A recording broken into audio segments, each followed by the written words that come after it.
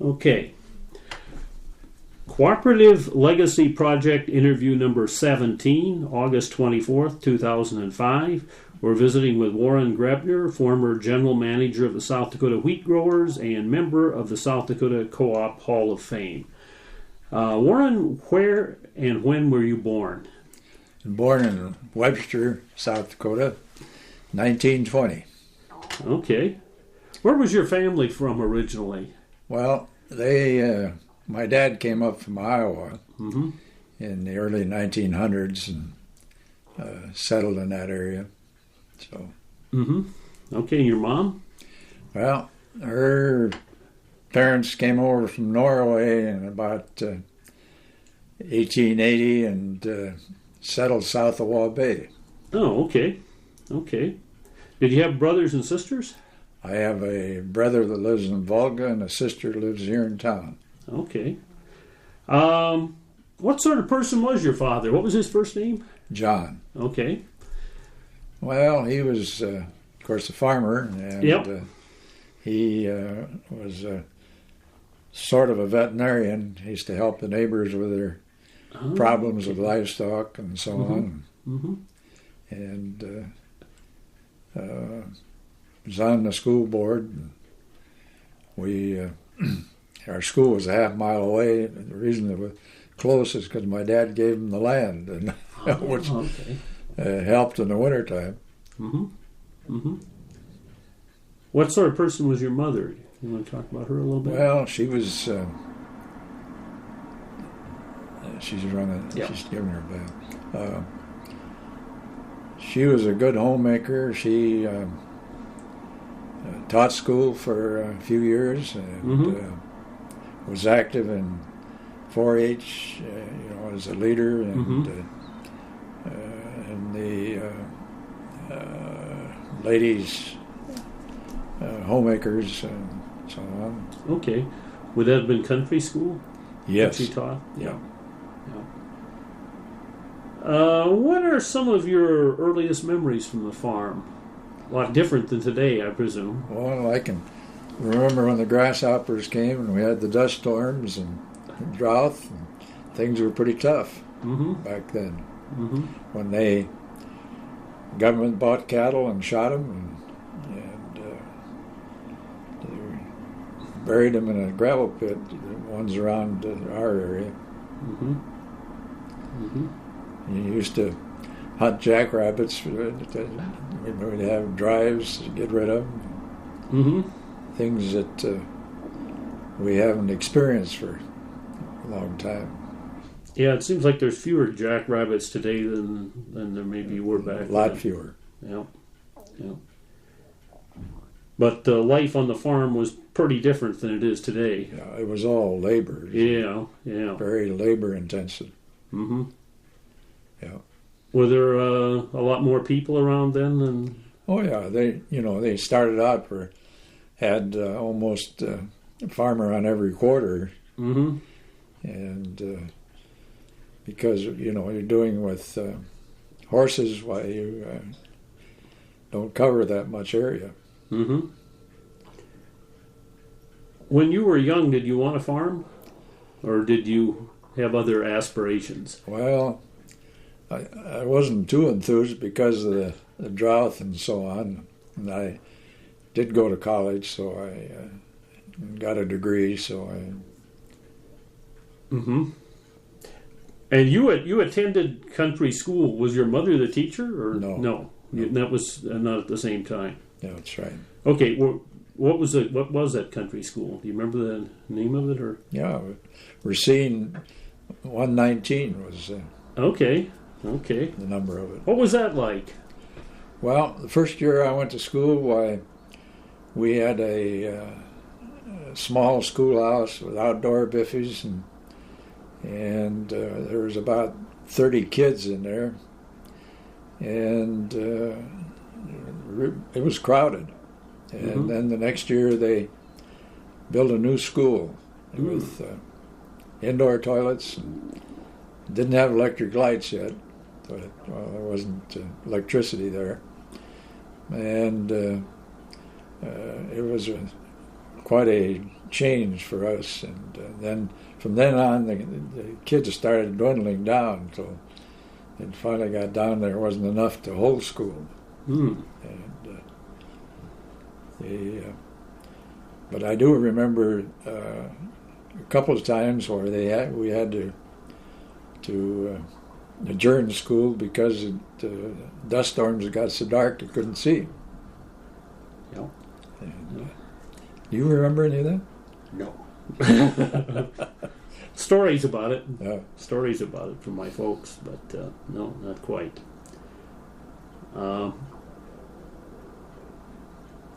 And you then you attended high school in Webster? Yes. Okay.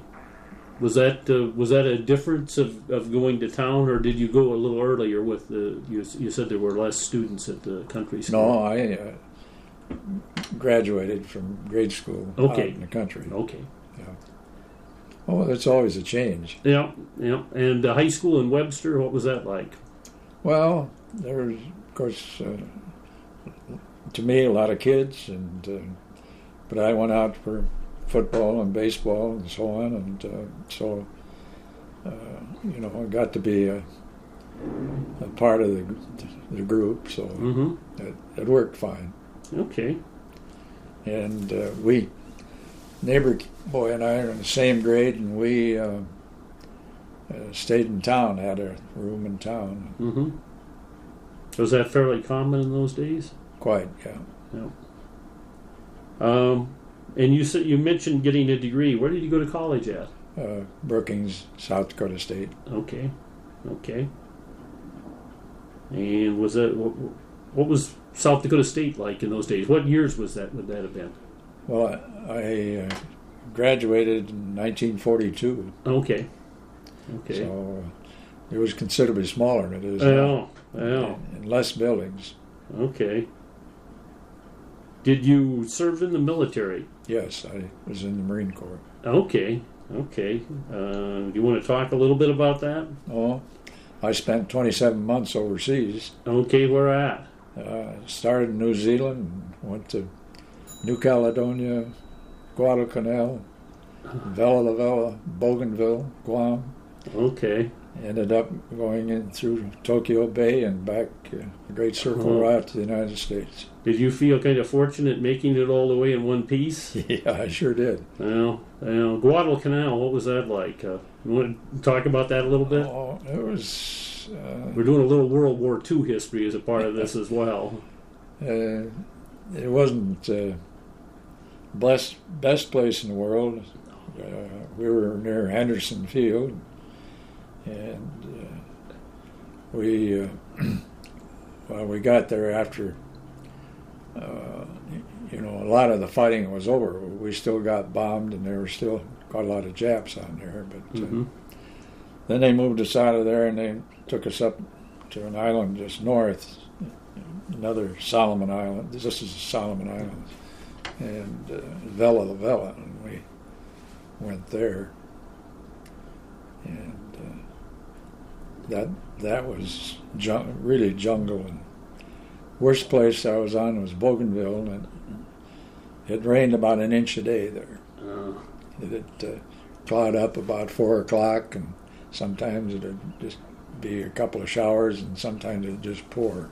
But there was a missionary that talked to us before we went in there, and he said, well, it rains 9 months of the year, and then the rainy season sets in. So, yeah, it rains, they figured over 360 inches a year there. Really tropical. Yeah. Were there... did you have to do any fighting there, or was that... Well, not much. We went in and held a perimeter so that they could... they laid down mats on the sand near the ocean, and flew out of there to bomb Rabaul, which was a stronghold north. And the Japs pulled back, so we didn't have, but we got bombed every night. No. So. Okay. And from there you went to? From there I was on I went to Guam. Okay. I spent a year on Guam. Oh, all right. I said that after they were getting ready to either go into Iwo Jima or Okinawa, and I told the colonel I wasn't very interested in going either place. So he made me a company commander of the MP company. Oh, okay. So I stayed on there. Okay. And did you get any leave home during all that time, or were you out in the Pacific for the entire time? Entire time. Okay. And then you mentioned Tokyo. Well, we went up. We were on an aircraft carrier, and we went up into Tokyo Bay to leave off some people and get some other people on. Okay.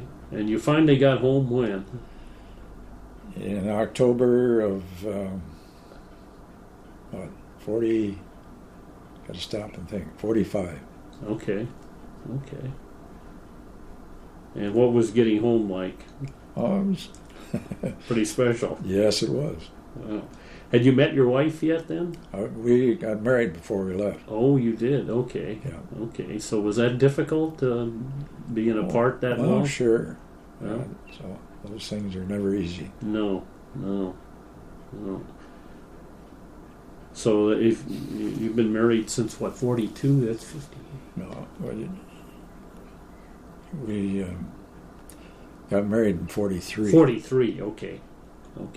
So, and that 43 was when you left then? You have to go right after you got married, or? Yeah, a couple months afterwards. Okay, you were already drafted at that time, or not? No, I volunteered. You volunteered, okay. Yeah, that way I could go to officer training school. Mm-hmm. Okay.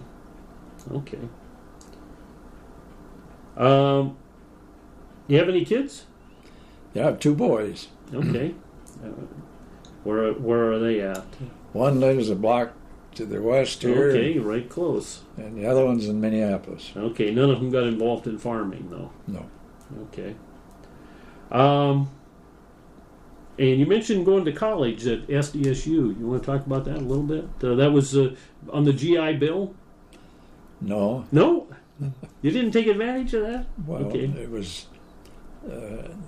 I went before I went into the service. Oh, you went before. Okay. Did you get back at all then when you got back? No. Okay. I graduated. You had graduated already. Yeah. Okay. I didn't quite get that clearly then. All right. So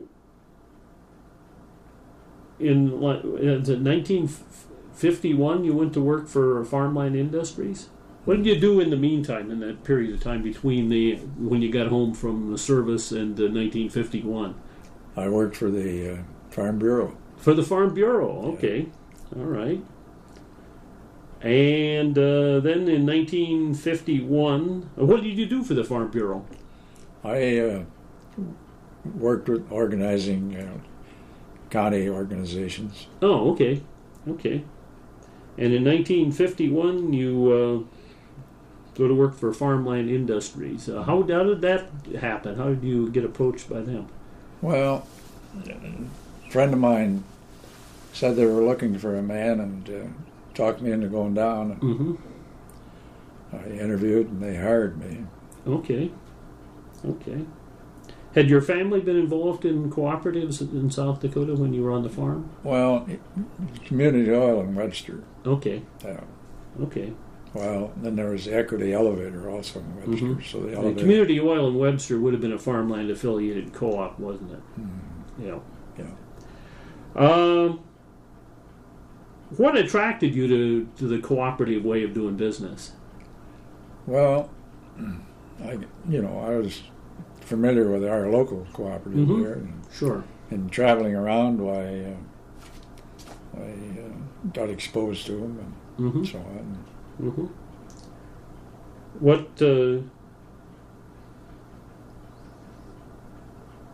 What territory did you have? You went to work as a field rep. Was it here in South Dakota? Yeah, I had the northeast area from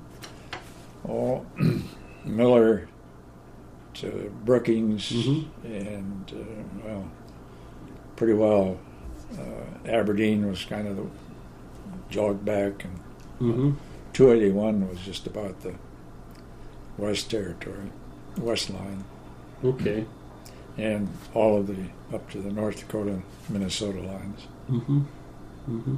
What sort of stuff did you have to deal with? What sort of issues and so on were you working with the co-ops? So just taking orders, of course, and Mm-hmm. Meeting with boards of directors, and yeah. attending annual meetings, Mm-hmm. and help set up a couple co-ops. Okay. Okay. Was that period of time in the 1950s a period of growth for farmland-related co-ops here in South Dakota? Mm-hmm. Okay. You remember any of the local co-op managers or board members you worked with in those days that stand out in your memory? Oh, there was some that were characters. There was Ole Rasmussen and Clark.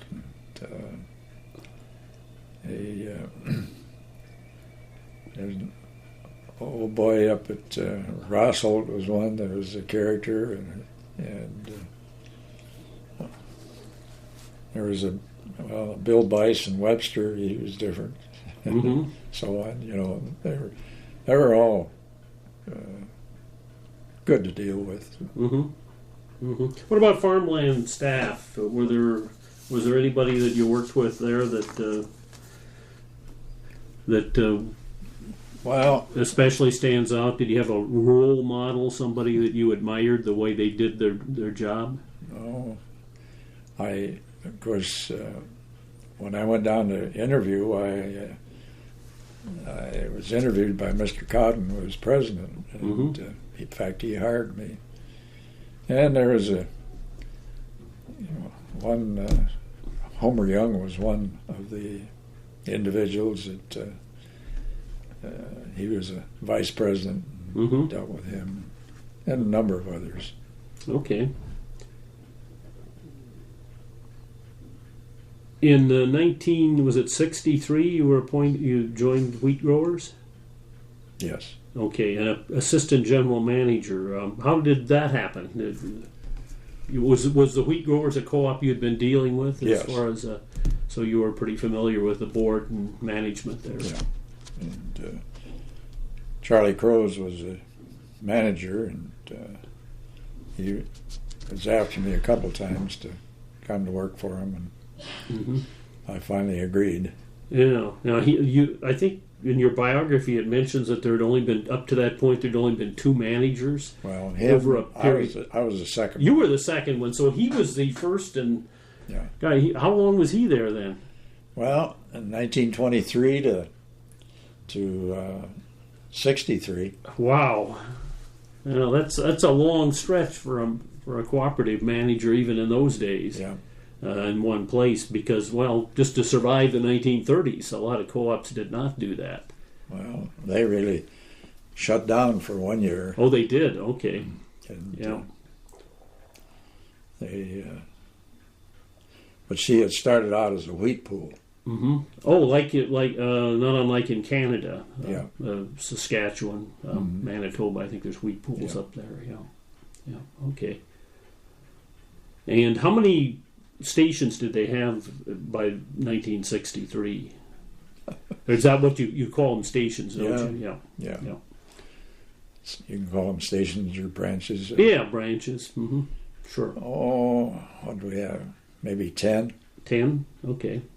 And the biggest one was right in Aberdeen? Yeah. Yeah. I'd have to count them, but I'm guessing. Okay. How did you became general manager the next year? Did he just retire at that point? Then, Well, he was got in his 80s, and he not unlike a farmer working a long time. He was having some difficulties, and so he and the board agreed that it was time. Okay.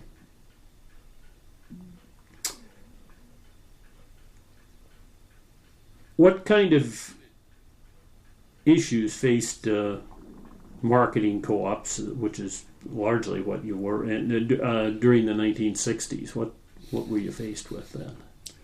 Well, one of the things was getting enough cars. It was very difficult. We even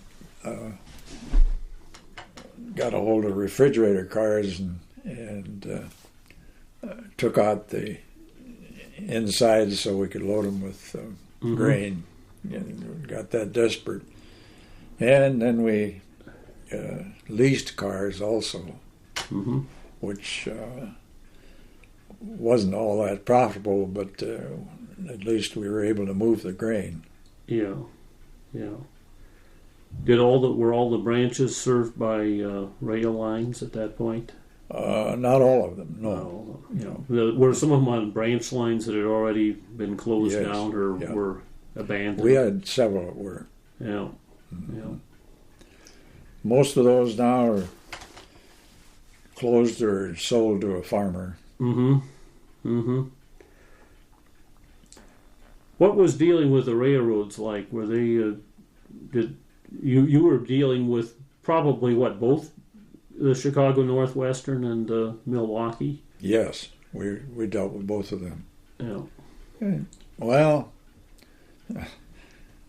they had their problems, and they, as a whole, were pretty cooperative, and where we'd put in additional trackage. Why, sometimes they'd help us and be able to load more cars, which they wanted us to do.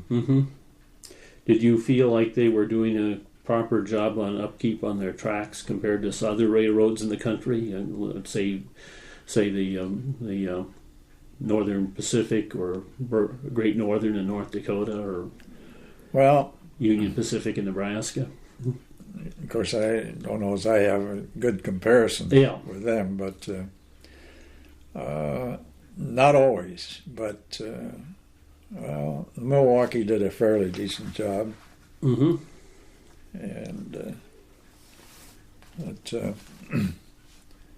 there were times when it could have been better. Yeah. As time went along into the 1970s, did that relationship continue to be the same, or did they? They both kind of fell into bankruptcy, or they were having difficulties, and of course that financial difficulties, and then of course that always affects operations. So, did that kind of impact the problems of getting box cars more than it would have with the healthier railroads? Oh, I'm sure it did, because they weren't buying or building cars. Were they doing line upkeep on the main lines at that time? Well, fairly well, yeah. Okay.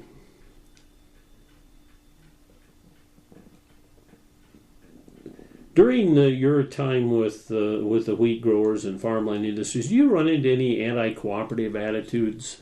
And if you did, how did you deal with them? Well, you always have some, that people that claim that cooperatives didn't pay taxes, and it was taking business away from. That especially become true when the wheat growers was experiencing a lot of growth, and the competition would look at you and say that you had some special advantage or something. Not necessarily, because most of the places we were smaller towns, and farmers were very important to whatever businesses were in those towns, and so they were interested, most of them, in seeing that the farmers made some money to buy their products. So they weren't too vocal, because it'd react back against them. Okay. Co-op loyalty. Did the patrons seem to have a lot of loyalty back in the earlier days? Well, again, that's there were a lot of loyal customers, but there still is today. Yeah. And you got those that shop, and no matter Take what. samples to a number of elevators and Yeah. look to see what the best price and dockage might be. Yeah. Things haven't changed a great deal. And you ought to pay more. Yeah, of course. Of course. Do you think cooperatives have been able to use that loyalty to their advantage? Oh, sure, because they've been able to have a customer base that they could depend on, and also people that they could have for board of directors and so on. And, one of the things we always had, I felt outstanding people on our board that was a great help. Okay, and how large was the wheat growers board in those days? Well, we had, because we took on different areas and so on, we got up to 18 board members, which was... Is that a little unwieldy at times? Well, I always thought that anything over about 6 was too many, but actually it worked out quite well. Okay. We didn't have much difficulty because of the size. Yeah. I suppose that tended to help people maintain the feeling that there was somebody from their community that was serving on the board that they might have lost otherwise. Yeah. Okay. What about cooperation between cooperatives? Was that a difficult or an easy thing in those days? Well, there was always a certain amount, where somebody, a cooperative was in fertilizer business or petroleum business or whatever, and of course we weren't necessarily much in the petroleum business, but fertilizer was a big factor for us, and as you extend out, you're going to bump against somebody else, and there's always a certain amount of competition on that. Yeah. The wheat growers were affiliated both with Farmland and with the Grain Terminal Association, which later on became Harvest States before it merged with the Central Exchange. Was there any friction as a result of the fact that you had those two? Because sometimes people tended to view GTA and the Central Exchange or Cenex as kind of sister cooperatives, and I know that those kind of mixed situations existed elsewhere in the state too. Not particularly, because we were probably Farmland's biggest customers most of the time, and one of I think probably there were a few years we were the biggest customer for GTA. Yeah. So we got along all right. Yeah, good. Let's see. I came up to my railroad questions, which we had leaped to here. In those later years, you had to shift to more of more trucking to move grain.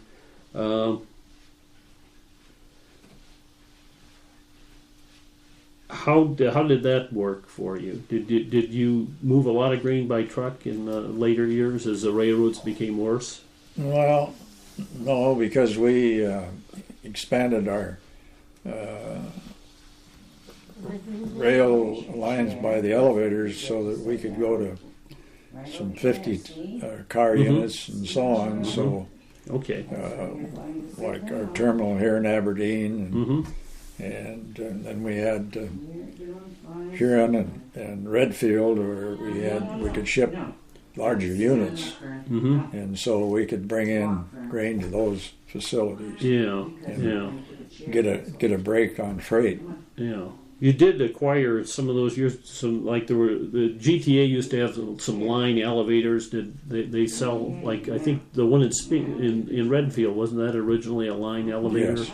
Okay, and GTA sold that to the wheat growers. Yes. Yeah. Was there other instances around the state where I think they decided they didn't want to own elevators at something? Well, those in small towns where there's two elevators, why it wasn't a paying proposition. Yeah, and they were going to be getting the grain anyhow. Yeah. Through their affiliation with the wheat growers, sure. How important was the state purchase of the Milwaukee Railroad line for? Well, in a sense, it saved the line, and it's difficult to know what might have happened if the state hadn't taken it, and so it was pretty vital that we continue that service. So I'd say it's very important. Did you participate at all in the lobbying that went on in Pierre to that point? Not a great deal, because it was pretty well cut and dried. Okay. How important do you feel legislative representation in Pierre and Washington is? I know you probably worked with J.D. Lind a lot of those years. Yeah. No, it's very important. You got to have people that are on the ground floor to know what's going on and be able to talk to people and persuade them if they need to be persuaded, if possible. I'll be back in a minute, friend. M.W. Thatcher, who were you acquainted with him? Yes. He used to say that farm prices were made in Washington. Did you agree with that assessment on his part? He had some pretty strong opinions on things. Yeah, they still are to quite a degree. Okay. And that situation, as you indicate, that hasn't changed a great deal. No. Okay. What federal policies most affected the cooperative businesses you were involved with? Well, the storage of grain, government storage, was a very important factor for us. I'd say one of the most important. That was a significant income factor for elevators during the years that was. It sure was in place. It really helped us. Yeah. And was that a negative impact when had they quit doing that during the time you were still managing? Pretty well. Yeah. We were able to overcome that because we were, the yields were going up and we were handling more grain, and so it wasn't as big a factor as it might have thought it would be. Yeah. There was more on-farm storage up here in the Northern Plains. That's not necessarily true down south, is it? No, but we have quite a lot of farm storage. Yes. Yeah.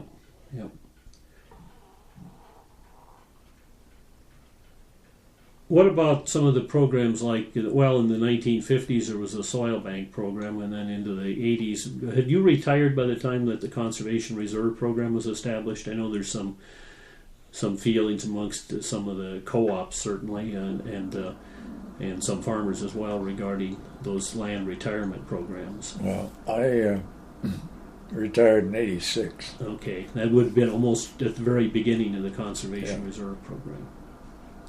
So it wasn't as much of a factor as it. You were honored by Farmland Industries for your efforts in developing managers. Did you have a secret for dealing with people that you could, or for recognizing someone who had management ability? And I don't think I had any secret. No secret. Okay. No, you just try to recognize what their abilities are and go from there. And you had branch managers at all your branches out there that would be working for you out of the main office. You're also on the board of the American Institute of Cooperation. How important do you think cooperative education is? Well, it's quite important so that people have an understanding of how cooperatives work and what they mean to people, to the members of cooperatives. Yeah, so definitely a difference between educating the staff and board members and the members out in the countryside, or potential members. People as general. Yes. Yeah. In 1970, you were selected by the Cooperative League to take part in a manager exchange with cooperatives in Argentina. How did that happen? I don't know how they picked me, but a fellow from Scottsbluff, Nebraska, and I were picked to go to Argentina. Mm-hmm. We spent a couple weeks down there, and it was very interesting. Okay. We saw a lot of Argentina. Okay. What stands out from the experience for you?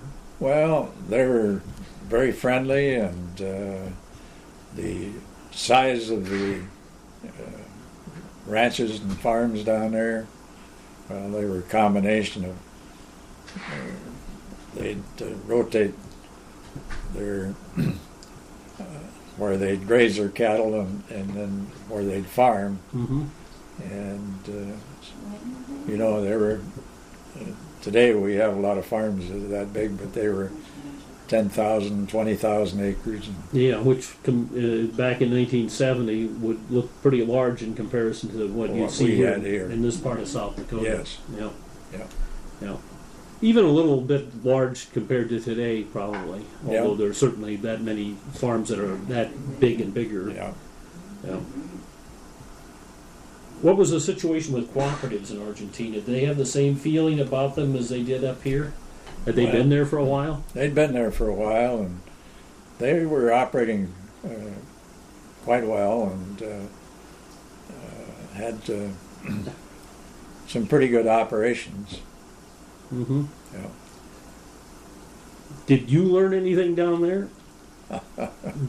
Oh, more is to become acquainted with what they were doing in agriculture and how they operated, and what kind of a country it was. Mm-hmm.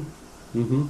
What kind of government did they have down there in those days? Was that when Juan Perón was in power, or after that? No, it was they had a military government. A military government. Okay. Yeah. Okay. Did that impact the agricultural scene much? Not too much. I think it impacted more the ordinary people as to what they could do and couldn't do, and so on. But it didn't seem to affect the agriculture much. Was this the same military government that launched the war in the Falkland Islands later on in the 81 or something? That was a different one. Yeah. A different military government. Yeah. Okay. Were there some Argentine managers that came up here? Yes. Did you have anything to do with them here in South Dakota? Well, they spent a couple of days with us here, and we took them around and entertained them some. Okay.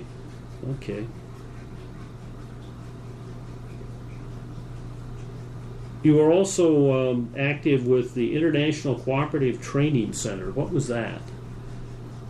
Well, I wasn't very active. Oh, you were aware of it anyway. Yeah. What was it? Well, they were part of the exchange program, and getting acquainted with what's going on in other countries, and then bringing cooperative leaders to the United States. Okay. And you were involved in hosting managers from, or management type people from Argentina, from the Indonesia, Philippines, Saudi Arabia, Uganda, or any other countries I missed there? No, I think you got most of them. I got most of them. Yeah. Okay. I think we actually had a gal from Uganda spend a day at our office. I remember back from a number of years ago, and I think was participating in that program. How did you deal with those folks? They came from some pretty different backgrounds. Well, we just took them in and showed them what we had and how we were doing things. And, Generally, how long did they stay in South Dakota when they were here? They were, gosh, I have to stop and think. A week, 2 weeks, something like that. Okay. Did they spend some time in other areas of the country Some too? of them did. Some of them, depending on what the kind of the program was at that time. Okay. Did they generally come to the country with some good background in cooperatives, or were they kind of sometimes in the beginning stages of understanding? Well, they were beginning stages quite often. Yeah. And some of them were, there's one from Saudi Arabia. He was in their Department of Agriculture. So Okay. he wasn't necessarily involved or as an integral part of a cooperative, but Mm-hmm.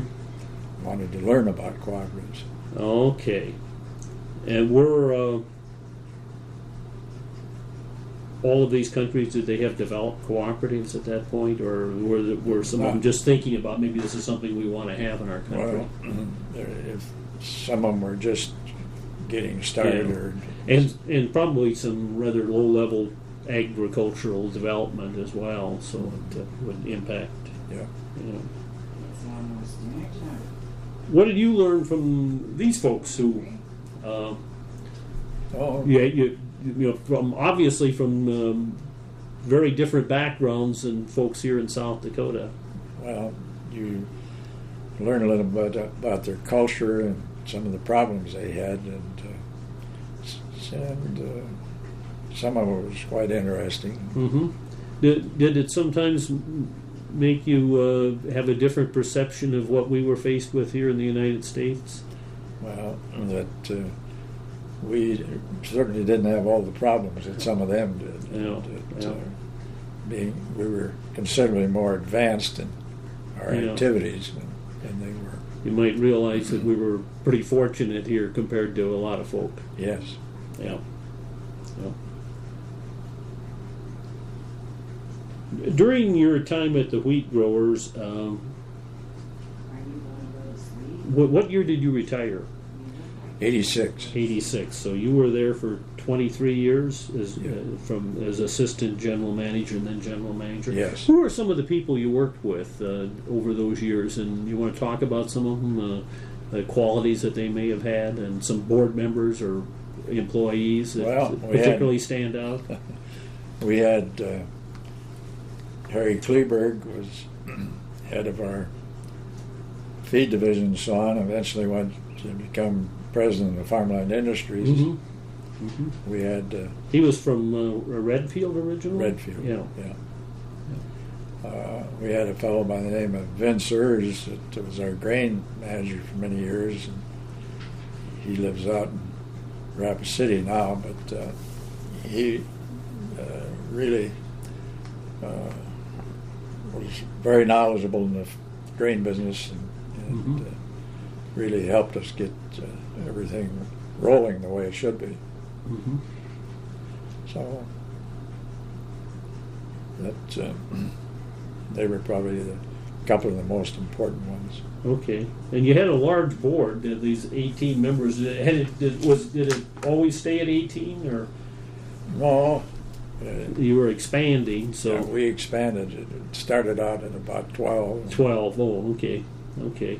Were there any members on the board that were there for quite a long time, or something? Albert Hoffey was one. Oh, okay. And I think he was on the board for about 40 years. Oh, okay, okay. And he was a real asset to the board. Mm-hmm. We had Alan Sperry, who was a dairy farmer east here, and he was president for many years, an outstanding board member. Mm-hmm. Okay. Challenges facing cooperatives have changed over the years. What seems like the biggest change for you? Is do you keep in touch with the cooperative situation, or? Oh yes, the small facilities off rail are no longer viable. You just about have to be on 110 car loading units. Mm-hmm. Wheat growers have gone to bringing in 100 car fertilizer units, Yeah. and things like that. It's being able to handle things with large capacities, and with farmers as big as they are, with the yields they're getting, they have to get unloaded fast and be able to have a place where you've got capacity and so on. Mm-hmm. And those are a lot more important now than they were back when you had small trucks and smaller farms. Yeah. Is it difficult to maintain the connection to the average member in the countryside as you move to those larger facilities that may be a little bit more distant from the members' operation? We used to have local meetings, Mm-hmm. and we'd have about a dozen of them, which got to be quite a chore. But now they have one large annual meeting, and they have a real good attendance. Mm-hmm. Maybe 500-600, something like that. Oh, okay. Or maybe a little more. Mm-hmm. How does wheat growers go about selecting board members? Did they have a nominating committee? They have a nominating committee. Yeah. Yeah. And they're elected by districts. by districts. Yeah. Mm-hmm. Okay.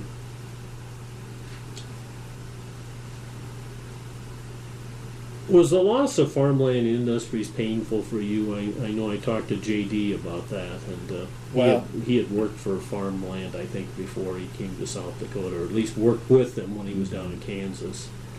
Well, it was I think, a loss to the cooperative movement. Yeah. And they just overexpanded and so on. Although they are paying off their investors 100%. So. Yep. I would expect that the wheat growers lost a significant amount of equity as other co-ops did. Yes. Yeah. Do you think that a lot of businesses go through bankruptcy and they survive in some form? Were you disappointed that Farmland didn't ultimately attempt to reorganize after they come out of bankruptcy? Well, I'm not privy to all but they apparently the bankruptcy judge and so on decided that that was their best route. Mm-hmm. I guess I just had to take it at face value, and Yeah.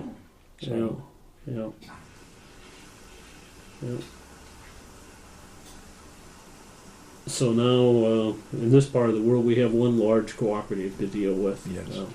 With the exception, of course, of Land O'Lakes and those institutions. Right. What kind of advice would you give somebody today who was going to wanted to be involved in cooperatives?